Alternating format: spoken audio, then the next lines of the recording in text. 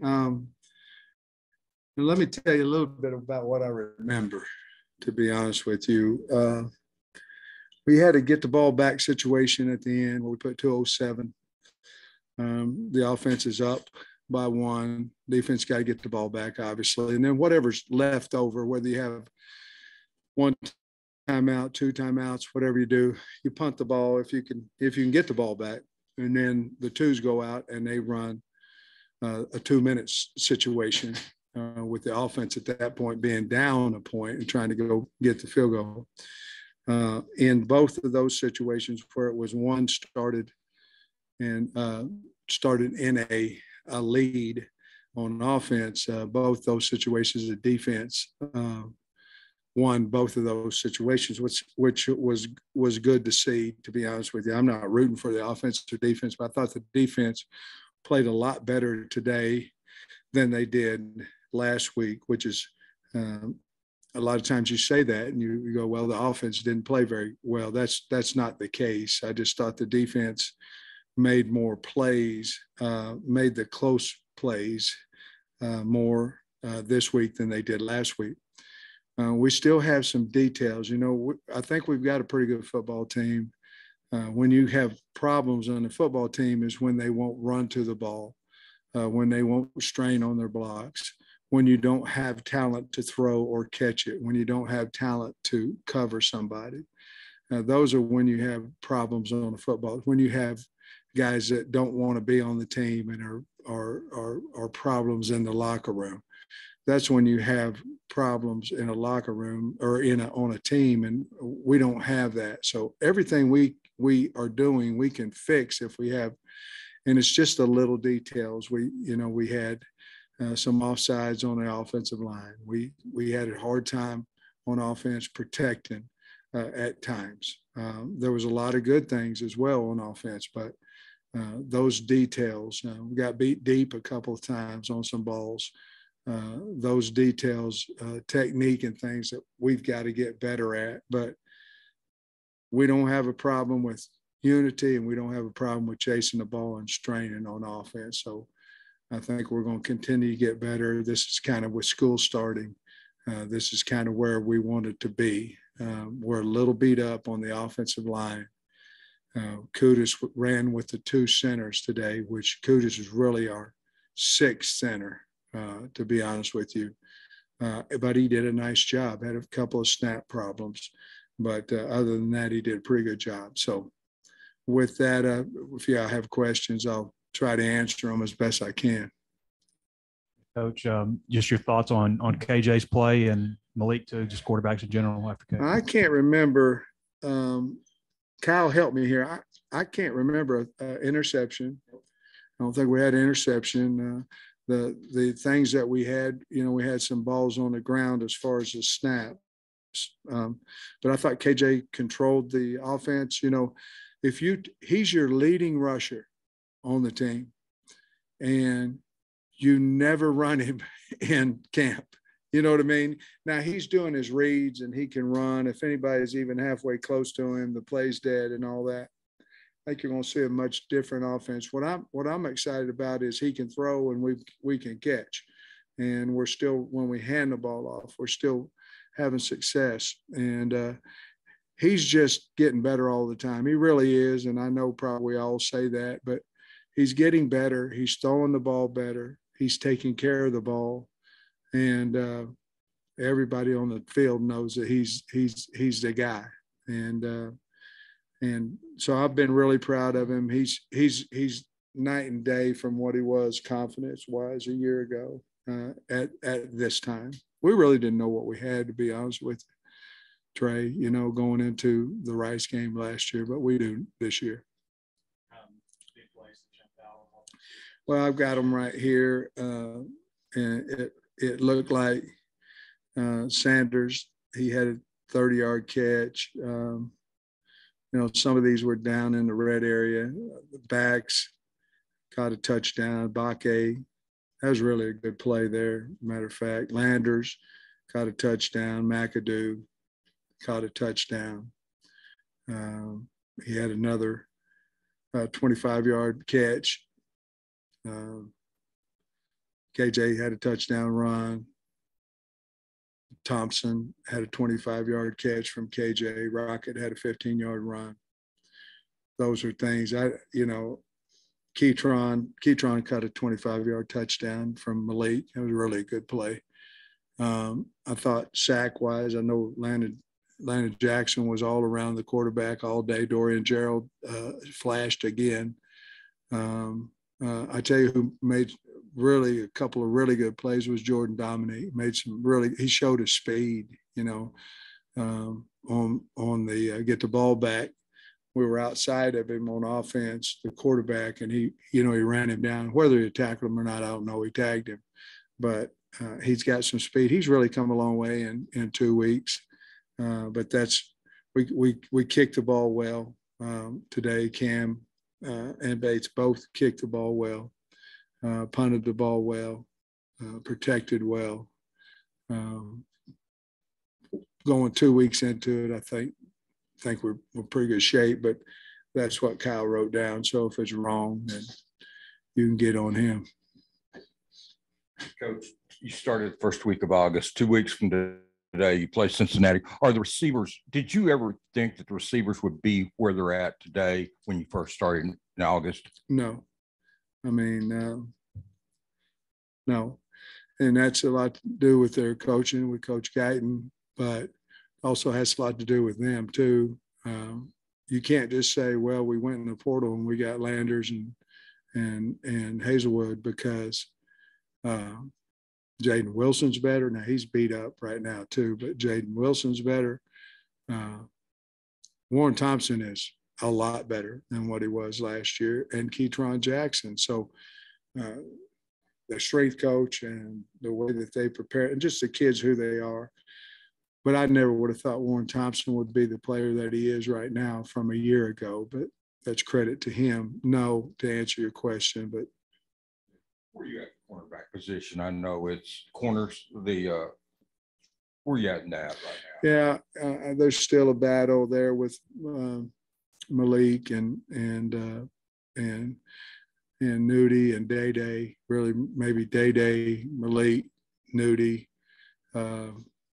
Obviously, Hudson's really played the best of all those guys throughout the first 2 weeks. And then Kyrie Johnson is playing better, playing a lot better, actually. And Keywan Parker would be the other guy in that mix who's getting better. I think he'll be really help us on special teams as well. Most all those guys will help us, but that's kind of where we're at. We have kind of a three guy battle there with close 4 and 5, but with Nudie being close in that. But right now we walked out there today with Day Day and Hudson Clark starting for us. Coach, it sounds like last week there were a lot of explosive plays from the offense. Maybe not so much the scrimmage. Is that just a product of better play by the defense, or how do you assess that? Well, I thought we pressured the quarterback better. Today, contested balls, we were better on defense than we were last week. And we got big wideouts, but they were in better position, I thought, than they were. You never know. We did break a few runs. You don't know how far they would go, really, but broke a few there. I'm sure we would have run them down on defense and played in the next first down, but there was a few openings in there. But overall, I think it's just because the defense played better. I don't really feel like the offense didn't play well. I just think our defense made key plays in there to get off the field. You mentioned last week that Kutas was a guy you thought could make a push for the 2 deep, and you mentioned Kutas. Kutas, yeah. Yeah, he played center for you today. We've seen him at left and right guard. Just he's been everywhere. Yeah, what have been your impressions of him being a guy that wasn't even an early enrollee? Well, it's hard, I remember I had Andrew Thomas there. It came in at Georgia, ended up starting at right tackle by the first game. It's hard. It's harder when you're playing him in several positions. Now we've gotten in problems with some injuries, so we've had to move him. If he was just at one position right now it would probably be left guard. In battling there with St. John would probably be where he would be, and that's where he was. And then we got beat up a little bit with Street on the ankle, and not long term, but so he had to move in there to center because the offensive line is probably the one spot that's been beat up the most so far. But he's done a great job. If you want to teach somebody how to play O-line, put him at center because he has to know everything at that point. He doesn't have to just know his spot. He has to know everything. He's kind of the quarterback up there. And I've always thought that that'd be a great place to play what you consider one of your best or your best young kid because he has to learn the game in there. And he's done a really good job. And he's starting on some special teams for us too. We're going to travel him and expect him to be in the 2 deep at some point.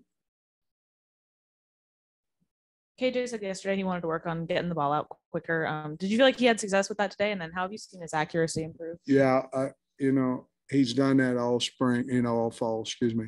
And I think getting the ball out of your hands quicker has everything to do with knowing where to go to the ball pre-snap and going with the ball, whereas reads are much faster. If one's covered, I'm going there, but I don't know. You'd have to ask him, but I think a lot of times it was, I'm going to go to one read, and if it's not open, I'm going to find Burks, which has worked out pretty good, But this year, I think he understands coverages and the looks and all that. Therefore, he's getting the ball. And he's got a quicker release, but I think that's why he's throwing the ball faster. Fortin had to play the day today when he threw one, I don't know, kind of sidearm through for a little 5-yard touchdown. And he's got a quick release, but KJ's doing a good job with that. I think it's just he's more comfortable. Are you getting any clarity on kick and punt returns, or is it still kind of like last time we talked, there's still a lot of guys? Well, not totally. I think AJ, somebody remind me, I forgot about him last time. I think AJ Green, Landers, on the kickoffs, AJ Landers, Hazelwood still doing it back there. We've kind of taken Slusher off of that. Punt returns probably 14, 16, those are the two guys. It's probably 14's job right now, Bryce's job right now. But Sategna's catching them, and Sategna's also returning kickoffs too. Obviously, when you talk about them, they're obviously moved up in the depth chart where you think they're going to play at another position as well. And I think he's earned that at the slot position. Him and Bryce are battling out. Sategna and Bryce battling out that number 2 position there. You mentioned Landon Jackson and Jordan Dominic Flash today. Just what kind of assets can they be, and what allows them to be productive? Well, I don't really know the answer to that because, we really haven't ever gone to the ground, but I think they're better than they were 2 weeks ago, both of them, if that makes sense. Neither one of them played in the spring, so you're really learning about them. And I don't know how many practices today was, but I don't know, what is it? Was it 14 or something like that? So you kind of are learning a little bit more about them. It's like anything, until you know what you're doing, you really can't see a guy's athletic ability because he's always thinking all the time, and it slows him down. So I think both of them are getting comfortable with I think Barry's, maybe his last install was on Friday, but it's not the overwhelming volume that it's been before. I think the kids are starting to get comfortable with themselves in the position they are. And it takes a while to learn how we practice. I mean, it just takes a while. And then once you learn that and learn the expectations of practice, all that stuff is in your mind all the time. So I just think now they're relaxing and we're able to see their true athletic ability. Sam, your line here, I think you said something to the extent of you want to know your top 8 linemen about 2 weeks out from the first game. Who would those be other than the 4 returning guys that you have? Well, Jones, and then Tykees Crawford, and I would say Marcus Henderson if he was, and I would say Devin Manuel if he was healthy, but neither one of them are right now. I think that they will be, and then after you get to 8, then there's, there's a battle. And I'll tell you, I like Chamblee. Chamblee's done a nice job. I mean, for a young kid, he's done a nice job. But, those would that would definitely be your 8. And then, 9, 10, you're talking about St. John or Cudis, at that spot. And then, Street would be another guy and a Marion Harris. So after 8, we get pretty young. That doesn't mean that we get bad. It just means that they're inexperienced. A little bit right now. Is that a concern, or is it just kind of the normal thing that happens during this camp? Well, I don't want it to be, obviously, but camp's physical. It just is, and none of them. We don't feel like any of them is going to be. We'll get some of them back next week, and things that we don't think any of them won't be back by the week, or hopefully by Thursday when we start our Cincinnati prep. I don't want them to be hurt, but right now it's not a major concern. With injuries, you always find out about somebody else because they move up a depth chart and then they play against better players. And you kind of find that's what happened to Davier. He was on the 3s, and then we had an injury with Miller and some guys, and he moved up, and we found out that, he can go a little bit better than maybe what we thought against better competition. So I think it's going to make our team better. I don't want to go into the Cincinnati game with these guys beat up, but we, whenever Thursday starts, we'll get honed in. I think they'll be back and we'll be ready to go. Sam, how just Catalan's camp, so far? Man, it's been good. Makes a lot of plays. I don't know. He looks fast. I guess maybe he always looked fast, but man, he looks fast. Eyes seem to be in the right place all the time. Great leader. Him and Blair too. Blair's had an outstanding camp. A lot of them have, but cats like he never missed a beat. He did miss 7 games, I think, last year. He missed 6 and then the bowl game. But he's very confident, leading us well as Poole.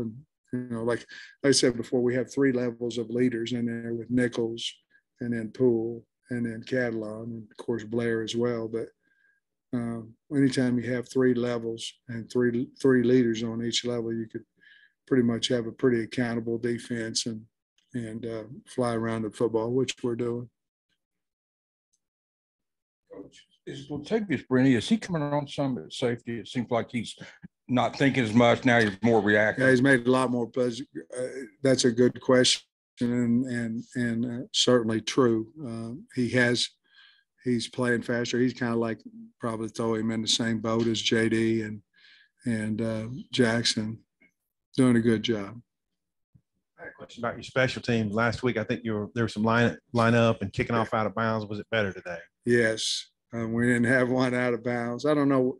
You remember what we did on the field goals? I think we missed 1, maybe 2 we might have missed 2 out of 9, I guess. We kicked 8 field goals and maybe an extra point or 2. I can't remember. But I thought we just missed 1, but Kyle said we missed 2. So we must have missed 2. Was it little or each one? All right. Yesterday, Kendall said that you guys want to get your conditioning in the running on and off the field. Yeah. So when did sprints at the end of practice go away? What's your take on that conditioning part of things? In my mind, they went away in 1979 on the practice field at Grove High School. My Lord, the guy's trying to kill us. Now, I don't know. I really don't know. I don't know when it went away. I'm guessing here, okay, at least in my mind. A while back, you went and hauled hay, you roofed houses, you mixed mud for Arkansas stone homes, you did all this, you worked in the summer, and then football started and you went to football practice and you got in shape in the 4 weeks before the game.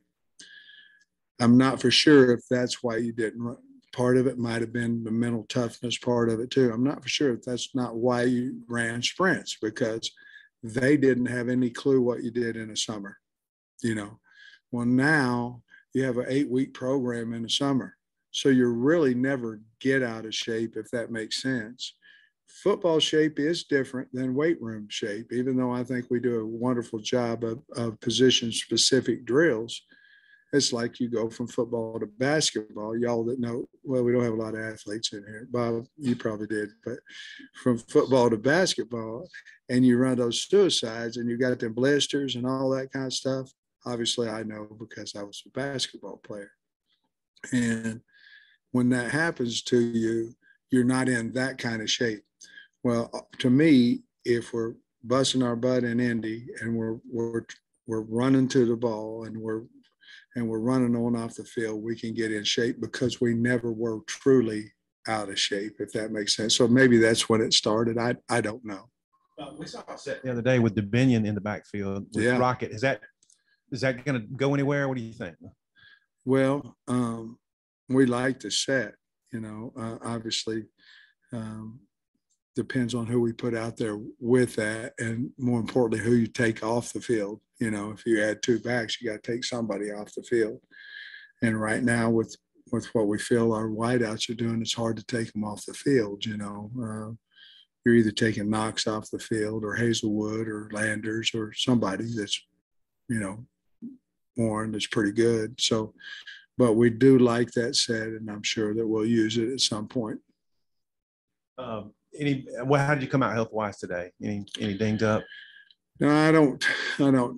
Ricky had a little bit of an elbow, Stromberg. I think he just had a hyperextension, but other than that, I can't remember of anybody else that went out of the. We had nobody on the field. You know what I'm saying? So when I walked in here, I would say nobody but Ricky. I think Landon might have had a little bit of an ankle, but he's been fighting. I'm talking about Jackson. He's been fighting that ankle, but I think we came out pretty healthy. School opening up and your roster being able to expand. Is anybody coming back like Marcus? And what's Dominic? What's his status right now? Is he able to start practice anytime soon? Well, I hope so. We're going to look at him a little bit in Indy starting next week. And we'll just see where he is. You know, big blow to us. I mean, I think he's a great running back. I really do. I think he's a really good running back. But we're going to look at him a little bit in some non-contact, see if he can do some things over bags and things that he's been doing it in the indoor, you know, in his rehab. He looks great. So I don't know, Trey, to be honest with you. I think you'll probably know as much about it as I do when you come out to practice next week. You know what I mean? How he looks in his drills. And there was somebody else you said? Marcus Miller and, you know, Miller. Anybody you pulled out, I guess. Miller, probably mid to late next week. Same way with Devin Manuel. He might be a week away. And then there was somebody else that's out that's hurt a little bit right now. I forget who it is. Torian's out. Who? Torian. Yeah, but that's going to be a minute. Marcus. Yeah. Marcus is going to start doing Indy. He's not going to do anything on live bodies until we, you know, see him in Indy a little bit. But we anticipate him being ready for Cincinnati. Was in here the other day saying he'd like whatever 20 out of 24 is, I guess 87%. Cam Little. Yeah. He said he'd like to increase his accuracy rate to maybe plus 90, and thinks if, you know, he had kicking into a headwind, he get range maybe 56 yards, expand that a little bit. What kind of camp has he seen, and how do you, as good as he was last year, how could he possibly, you know, be in ways to be better? Well, I guess he can make 24 out of 24. I'd be better than 20 out of 24. What's 20 out of 24? 83.3%? Huh? That's just Grove education, baby. 6 years of PE degree. That's 6 years of professional PE degree at Pitt State. we did a deal the other day, Bob, about value on the team. So value has a definition, so value has a definition. Well, then if you put something in front of value, elite value, some value, kind of value, a little bit of value, but you still have value. Well, I had Cam stand up and talk about his value to the team. He was the most head nod agreement in the building. And I told him at that point, I think he affects the entire team because we know if we can stop them and get the ball back, that we have a chance to win the game on defense. We know that if we have the ball and we can get it anywhere close to the 35, we can win the game. That affects the whole thinking, because if you're going down there and going, we can go down here, if we don't score a touchdown, we ain't gonna make the kick. That affects everybody. He's got unbelievable value to our team because we think he's gonna make every one of them. Sometimes he doesn't, but I don't know how you get better in 2020. I don't know what the NFL, all that stuff is and all that, but we ain't gonna trade him. I can promise you that. He's got a stronger leg and been very accurate in camp. A couple more. Jaden Wilson and Miles Slusher. I don't think I've seen them a last couple. Jaden's fell down, hurt his AC on his shoulder in the spider practice the other day. He won't be out too long. And Slush? No, he's fine. Slush is fine. I feel like every time I turn around, Quincy McAdoo's making a ridiculous catch. Is he making it harder to keep him off the field? Yeah, I mean, we don't plan on keeping him off. It's just, where do you put him? He's definitely going to travel, and he's on special teams now. And, he's certainly working his way up the depth chart. I think he's a really good freshman. As a matter of fact, I think Bakke, him, and Sategna are all 3 hits. And part of it is they're tough. I call them a short wire gang, all 3 of them, because there's something a little screwed up here, but I like it. In your line, is there a certain area where you've seen them improve in the last 2 weeks? Your offensive line, area that you've seen them improve the last 2 weeks? Well, yeah, I think they've improved in their pass protection. I think that was a big key coming in. Short yardage, we've done better in short yardage on offense and their pass protection. They've been playing together for a while now and really understand each other. The other day, we went into a 2-minute situation, and I took Ricky off the field and KJ off the field. And we did it with Fortin and Bo Limmer at center. A lot of times you got to play with somebody in that position before the game so everybody will have confidence in them. And Fortin took us right down the field, and the line protected really well, and we kicked the field goal in that situation. So we're trying to get all different people in different spots to do that. But I think we're going to be fine on the O-line, even, to 6 and 7 deep right now. More than that, like you said, if we're healthy. The cohesion, those guys having played together, why is that important? And how has Luke Jones fit into that, given that he's been with them but had not really been in that position? Yeah, Luke has played a lot of practice, if that makes sense.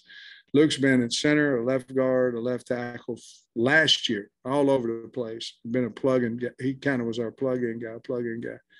And so, and he's one of the most popular guys in the room. They love the kid. And they're a very, very, very tight-knit group. And so whomever's out there, when Tykees goes out there, they're all pumped up about him as well. But I don't know how you get that cohesiveness unless your position coach makes it that way in his room and the kids accept it. And to me, that's what's going on in there. Well, school's starting back next week. What's next week look like? When do you start going into Cincinnati prep and stuff like that? Monday, we're in shells. Tuesday, we'll go full. Wednesday will be spiders. Thursday is when we start Cincinnati. That will be a Monday practice. Friday, we will be in full pads. Saturday is a mock game. And basically what we're trying to do at that point is take the anxiety out of the guys that's never done it and show them where the locker room, what we do, how we stretch, and play a little bit of mock game in situations backed up, 4-minute, things of that nature next Saturday. Sunday, they'll be off. Monday will be a Tuesday practice. Tuesday will be a Wednesday practice. Then we'll have 2 Thursdays, Wednesday and Thursday. Friday, walk, and then play the game. Coach, Bates are going to kick off, or do you know? Yeah, is that still a competition? It's a competition. Probably Cam's been the more consistent of the two, but it's definitely a competition. For some reason, Scott wants, Bates to win it. He got to earn it, but so Cam can just concentrate on field goals. But they're really, really close in there. It's just Bates had some unfortunate, kicks last week kicking off. He didn't today, by the way. Coach, you said before camp started that Rocket, if he's fresh, he's going to get the majority of the carries. You still feel that way? I do. Okay. I do. With AJ and Davinion, probably about equal in there with how many reps they're getting. But Rocket, I said in here last year, said Dominique was going to get more reps and he didn't, so, but I got to do better at that than when I sit up here and tell you something. But Rocket is the feature back. I mean, that's who he is. And that, of course, that's without Dominique back. And then we're going to have 2 feature backs at that point. But we've got 3 good running backs. I believe in every one of them. Rocket's just proved it a little bit more, and he's proven that he needs some more reps than those other guys. We talked about some of the guys on the D line. You talked about how you want to get more pressure with them. Have you noticed anybody who's been getting a little bit more pressure? Terry Hampton. Okay. Hampton's hard to block. I mean, he's got built-in leverage. I mean, you got to get down there and root him out. He's got a high motor, guy that has done a really good job in there. Thanks, guys. Thanks, guys.